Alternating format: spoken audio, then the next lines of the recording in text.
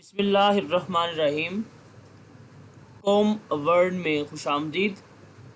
Dear students, उम्मीद करता हूँ कि आप खैरियत से होंगे, जहाँ रहें खुश रहें। आज का लेक्चर स्टार्ट करते हैं। लेक्चर शुरू करने से पहले अगर आपने हमारा चैनल सब्सक्राइब नहीं किया तो इस सब्सक्राइब करें और बेल आइकन को प्रेस करें ताकि हमारी लेटेस्ट वीडियोस की अपडेट आप तक पहुँचती रहे।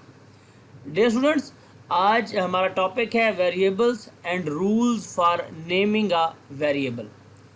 वेरिएबल के बारे में हम पहले भी डिस्कस कर चुके हैं। ये आज के टॉपिक्स वेरिएबल और उसके हम रूल्स देखेंगे।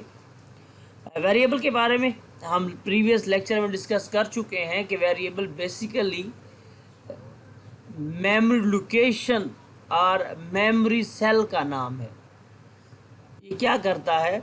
ये डेटा की इनपुट, प्रोग्राम की इनपुट को स्टोर करने के लिए, उनके रिजल्ट्स को स्टोर करने के लिए हेल्प आउट करता रहता है। और ये बनता कहाँ पे है? ये बनता रैम में है। तो स्टूडेंट्स, सबसे अहम बात ये है कि हमने जब एक मेमोरी सेल क्रिएट करना है, एक इनपुट वैल्यू के लिए एक नाम देना है, तो उसको लिखना कैसे है? ये बहुत ही अहम क्वेश्चन है। पेपर के हवाले से भी लॉन्ग क्वेश्चन ये बन सकता है और इजी है, लेकिन इससे आपको बड़ा फ़ायदा होगा कि आपने एक वेरिएबल को सी प्रोग्राम में, सी लैंग्वेज में कैसे लिखना है। हमारा जो वेरिएबल होता है उसमें लेटर्स आ सकते हैं, उसमें नंबर्स आ सकते हैं, उसमें अंडरस्कोर आ सकते हैं। फॉर एग्जांपल मैंने example the int A, integer a, और लास्ट में इसके सेमीकोलन, जिसे हम टर्मिनेटर भी कहते हैं। फ्लोट B3, अब ये लेटर और नंबर्स का कम्बिनेशन है। कैरेक्टर 4, एज अंडरस्कोर, इसमें अंडरस्कोर भी मैंने यूज़ किया है। स्ट्रिंग नेम, इसमें सारे के सारे लेटर्स हैं। तो हमारा जो वेरिएबल नेम होगा उसमें लेटर्स होंगे, नंबर्स होंगे और अंडरस्कोर होगा। The first character of variable must be a letter और अंडरस्कोर। लेकिन शर्त ये है कि अगर नाम देना है हमने, तो उसका जो पहला लेटर होगा, पहला कैरेक्टर होगा, वो लाजमी बात है वो एक लेटर हो, यानी अल्फ़ाबेट्स में से, ABC में से, या अंडरस्कोर हो। पहले नंबर नहीं आ सकता। मतलब क्या बात का? इंट ए अल्फ़ाबेट ही है। फ्लोट अंडरस्कोर एज, मैंने अंडरस्कोर स्टार्ट में लिखा। कैरेक्टर AL, दोनों ही लेटर्स हैं। स्ट्रिंग N903, मतलब पहला लेटर है, बाकी नंबर्स हो सकते हैं। इसके बाद नंबर 3 है कि blank spaces are not allowed in variable name. जब भी हमने वेरिएबल का नाम लिखना है तो उसमें ब्लैंक स्पेस अलाउ नहीं है।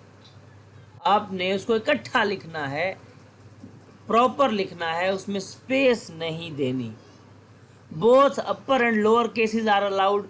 आप छोटी ABC में लिखें, छोटे अल्फ़ाबेट्स में लिखें, या कैपिटल में अल्फ़ाबेट्स में लिखें, आप दोनों ही इस्तेमाल कर सकते हैं। Special symbols can not be used as variable. Special symbol कौन से आपके? इक्वल टू का साइन एक स्पेशल सिंबल है, क्वेश्चन मार्क एक स्पेशल सिंबल है, sign of exclamation special symbol है। इनके अपने काम है, हम आगे जाके देखेंगे।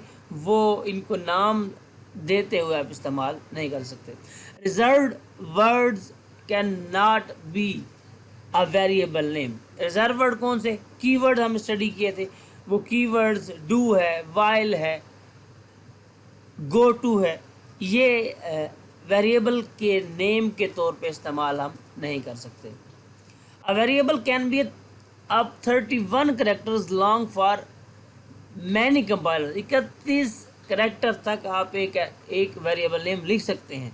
अगर कोई ऐसा वेरिएबल है जिसका नाम 31 कैरेक्टर से बढ़ जाता है तो क्या होगा? सिर्फ पहले 31 इस्तेमाल होंगे, बाकी सब वो कंपाइलर इग्नोर कर देगा। और आखिरी इसका असूल है variable name. Variable can be declared only for one data type. आपने एक वेरिएबल नेम दिया है तो वो एक ही दफ़ा एक ही डेटा टाइप के साथ इस्तेमाल हुआ है होना चाहिए। मतलब क्या है, आपने इंटीजर लिया नंबर तो आप फ्लोट नंबर नहीं लेंगे, आप उसका नाम चेंज कर लेंगे। आपने लिया करैक्टर नेम तो स्ट्रिंग नेम नहीं ले सकते, आप उसकी जगह कोई और लेंगे। एग्जाम्पल्स हमें दिए, इंटीजर ए है, फ्लोट B3 है, करैक्टर A__ है, स्ट्रिंग नेम